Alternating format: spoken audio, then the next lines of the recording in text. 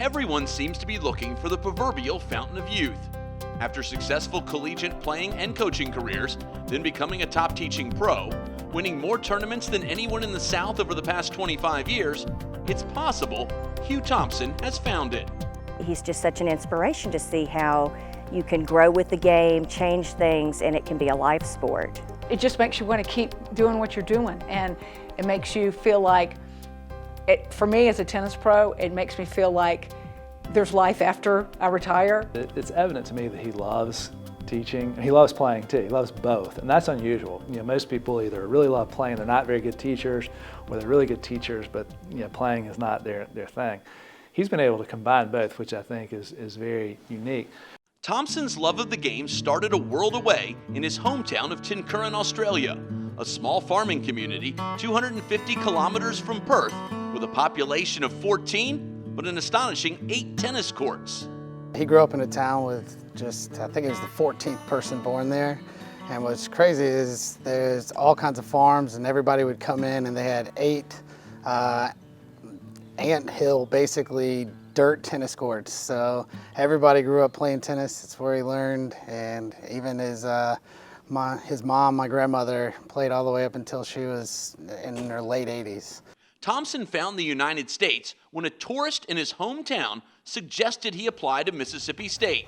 He was then awarded a scholarship and would go on to win 54 of his 56 Southeastern Conference matches, including 7 SEC titles.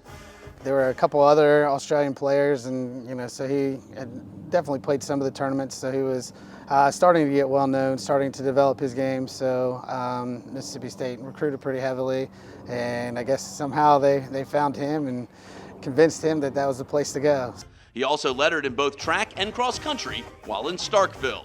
He is a tremendous athlete. I don't think anybody could talk about Hugh as an athlete without talking about his stamina. So Mississippi State gave him a chance, and he jumped at it and came here. And as I recall, played in their starting lineup for tennis, but also I believe he ran cross country for Mississippi State as well. After a stellar college career, Thomson would find success as the head coach at Mississippi State. In 1969, he was named SEC Coach of the Year. In the 70s, he would also be named Sun Belt Coach of the Year twice in his 2 seasons at UAB. Soon he would take over at Auburn, and after 10 years on the Plains, he'd racked up 2 Southeastern Conference titles and a school record 192 victories.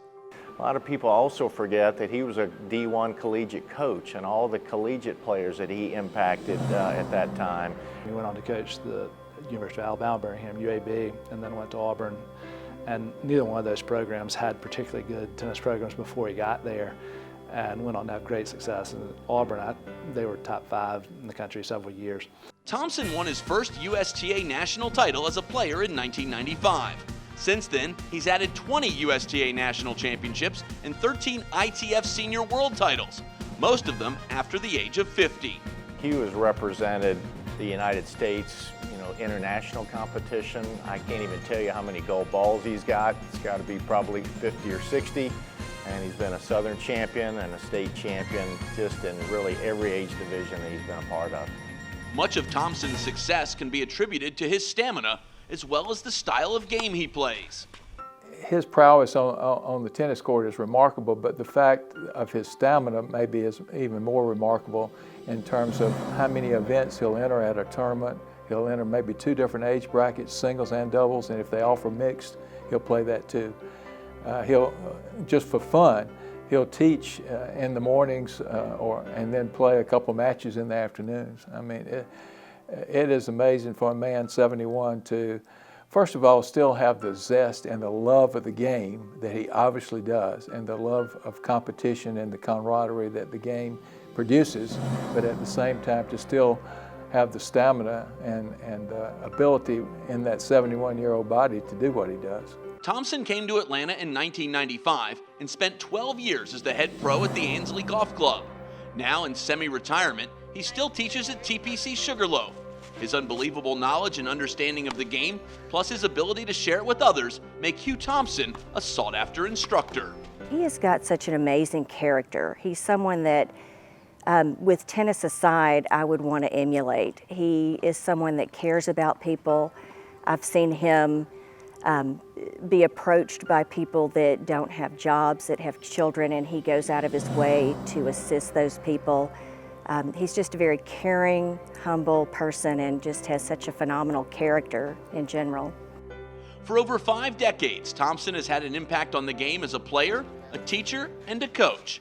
And now he'll be recognized alongside the best the game has to offer.